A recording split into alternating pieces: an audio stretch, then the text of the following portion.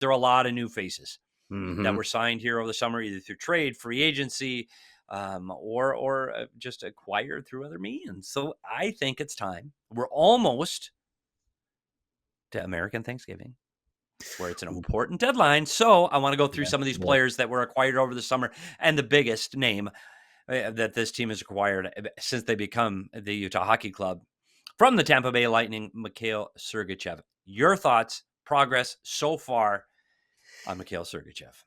Like most of the people on this roster, I think they'd like to get more from him.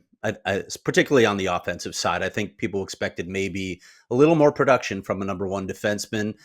But if you look at the minutes, if you look at the underlying numbers, if you look at the matchups, there's a lot to like about Sergachev. Let's remember, this is a new situation for him, new teammates, new city, new system, as you've mentioned, Petey, right? There's a lot of changes for Mikhail Sergachev, and he hasn't had the defense partner that we thought he was going to have in John Marino. So a lot to digest for Mikhail Sergachev. I don't when I look at his game, I don't say there's the problem with this team. This is why this team isn't winning. Yeah. Would they like to get more out of Mikhail Sergachev? Absolutely. And they may, because he's going to grow into this role. But he's giving them a lot, especially the just the minutes that he is playing. And they are hard minutes, Petey. Yeah, and he's playing against, like you said, someone. I was talking to someone today that works for another team, and we were talking about the Utah Hockey Club and where they are in the standings and the wins and losses. And the first comment was, "Well, if they had Marino and Dursey in the lineup, is it a different team?" And absolutely, it is, without Mm-hmm. a doubt. It's so if Sergachev had a consistent pair, which he hasn't. They've juggled people in and out with him this season, and he got a consistent pair from the beginning. Would that help his offensive output? And the answer is yes. Like absolutely, it would be better. The problem is what happens is that the expectations are so high when he comes here. And you want to see him come in and he's tearing it up. He's leading the league in points by defenseman. It's just not realistic. And one of the things that you take and let's put the shoe on the other foot. When you go to Mosier, going to Tampa Bay, Mosier's been great. But Tampa Bay's got a room full of leaders, Stanley Cup champions, veteran Mm-hmm. players that have played together for an extremely long time that this Utah club just doesn't have. So, Yeah. yes, Sergachev, you could expect more in Tampa because Tampa was better. It was a better team. So I think he's offered 25 minutes, hard minutes against some of the best players on the opposing teams all season long without having the benefit of having the Andrei Vasilevsky behind him and the Tampa Bay forwards in front of him. And Victor Hedman, on the blue line, and yeah, a lot of experience, and yeah, John Cooper. And should we keep going with this thread? Yeah. Yeah, No, but you get the idea, right? Like yeah, he's been good, but keep in mind it's still Utah, and they're not mhm. ready to be a playoff team. I mean, this isn't a team that's driving right now for the playoffs. I'm sorry, the people want to see that, and I think that he's playing big minutes and he is taking strides. Now, does everybody on this roster need to provide more? Well, I think if you asked Andre Tierney and Bill Armstrong, the answer would be yes. Like everybody needs to provide more than they're providing right now. So give him a little more time, and I think he will come out offensively. But that brings up another guy that you've got to write about. So this is really interesting that we're going to get to talk about him next. Is a player that they got from the Stanley Cup champion Florida Panthers. And that's Kevin Stenlund, a guy who's been very consistent on the fourth line, but most importantly, his faceoffs. And you got a chance to talk to him about his faceoff. What are your thoughts on Kevin Stenlund? Yeah, it was a fun story to write. To be honest, I love, as you know, diving into these stories where, especially like something like face-offs, where there's so much that goes on in those few seconds, Petey, that people don't see. Whether it's I'm reading what the other guy's doing, whether it's I'm talking to the linesman, whether I'm talking trash to the center across from me, I'm talking to my line mates to tell them what's coming.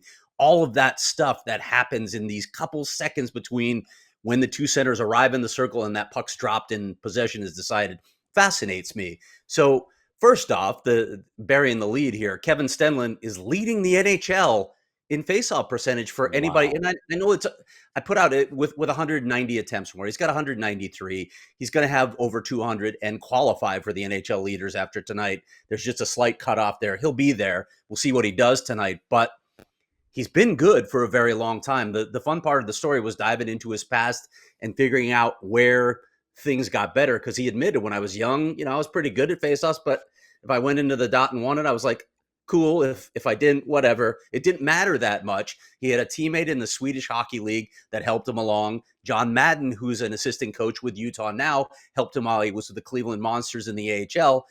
And then our old friend, Rick Bowness, was the one who appealed to his ego and really told him, look, man, you got the tools to be really, really good Wow. at this.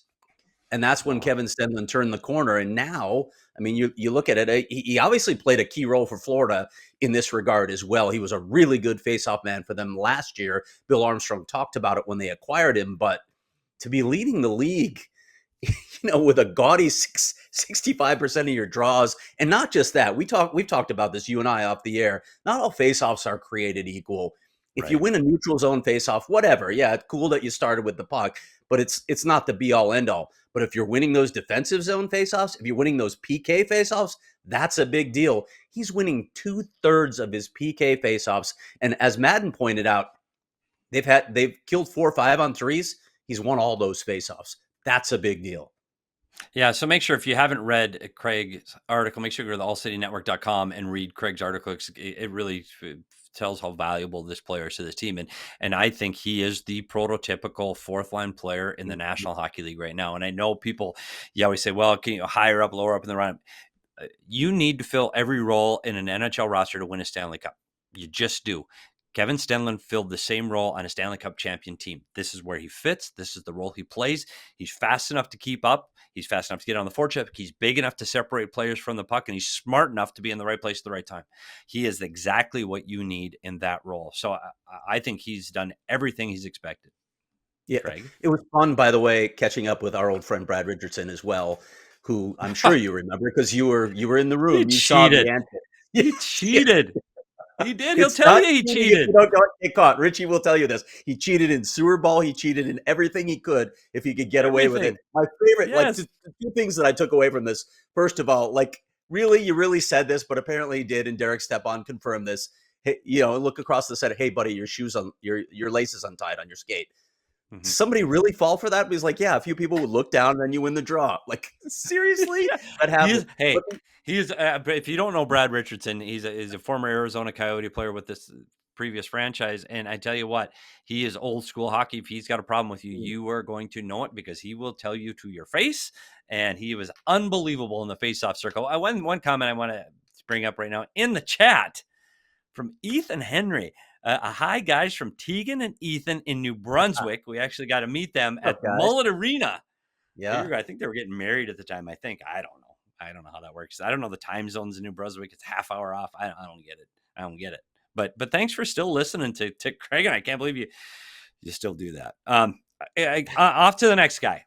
And I'm gonna pronounce things how I pronounce them, and then you can fill it in. But we talked about a defenseman in Mikhail Sergachev and how important he was to this addition. Mhm. The most recent addition on the back end for the team, a guy they had to trade for during the season because they had a hole to fill, and that's Olli Määttä. I Olli like the Määttä, and pause. I I know I do did like the the pause. pause. You Olli remember the pause. Määttä. It's a little more Määttä. Matta. Määttä. That's what he said. So Yeah. he hasn't provided points, but he's not there to The ice provide time. points. Let's be honest. He's going to play. They weren't expecting him to play 20 minutes on ice time. He wasn't playing 20 minutes on ice in Detroit. I tell you that. He was a 15 and under minute guy in Detroit when he was in the lineup. And so he's provided much more to this team than I think even the expectations were. I think they've been thrilled with his defending, his stick work, and his ability to play from the blue line. And it shows tonight because they're rewarding him by playing him with Mikhail Sergachev. Thoughts on Olli Yeah. Määttä? Yeah, well, that's it right there. They're playing him with Sergachev, and listen, some of this is okay. We got to juggle things because it's not working. But I understand what Andre is saying. He wants Sergachev to play with the puck more, and when you have two guys maybe on the same pair that want that same thing, it's not going to work. Olli Määttä is a guy who can protect Mikhail Sergachev. That's going to be his role, and he knows that role. He can fill that role perfectly. This is a good pickup. This is a good pickup for this team. This is a guy that can help them. Again, he's not going to give you what John Marino gives you or Sean Dursey gives you. You can't expect that out of him, but he's a guy who knows his strengths. He's been around the league, and he understands what role he has to fill on the ice. I think he's done it well. Yeah, absolutely, and he's the right place at the right time for him as well. Like, he wants to play more minutes. He wants to be a valuable guy. He's a guy playing for a contract, and he wants to find an NHL home for next season. So I think it's really good for him as well. Want to point out another comment in the chat, Craig. Yay, hello. Not gonna lie, Craig is a sharp guy. How about that? Yeah, hello, Craig. Like I will say this for those that don't know Craig. The last thing Craig needs is a ego boost. Like, dude's fine. We're not gonna worry about Craig being concerned, one, about his appearance, or B, It's with just people. my kids.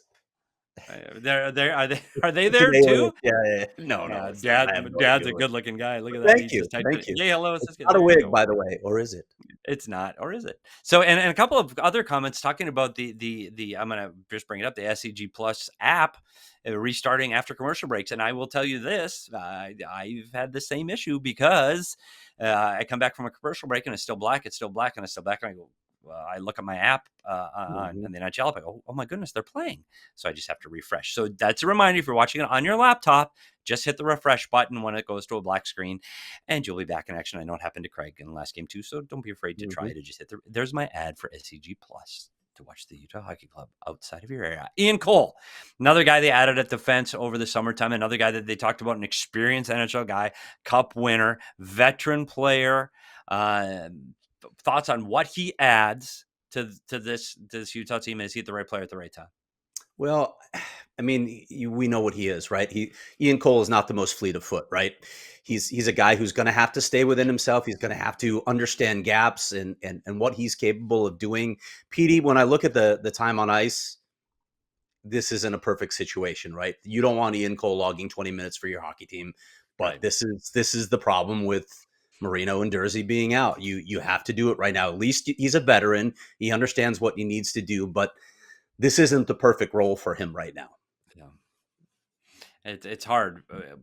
I like Ian Cole and what he's done. I think he's defensively, he's been great. He's been blocking shots on the penalty kill. He does Yeah. those little things, but you're right. I don't know if you want Ian Cole playing 20 minutes. I think Utah needs him to right now. They Yeah. really don't have a choice. And one of the guys I've got to go to next, another defenseman that has found himself in and out of the lineup a lot, is Robert Bortuzzo. And what do you think about his role and what he's provided so far? Well, his role is about what I expected. I expected him to be in and out of the lineup, a veteran who's just going to give you depth when you need a guy, whether it's by injury or you need to send a message, or somebody's just slumping. You can slide him in, and you know you're going to get veteran minutes. But he's not logging a lot of ice time. This is sort of what I expected from Robert Bortuzzo. They haven't had to turn to him that much yet. I do wonder what happens when Mavlam goes down. Who comes back up? We can get to that in the third segment because we're going to talk about what's next for this team. But I do wonder how they manage this long term, Petey, because it's not like, Yeah, Marino and Jersey will be back soon. No, they won't. They're not going to be back for a no, long time, long and that's a time. tough situation. We all silly like the mayor.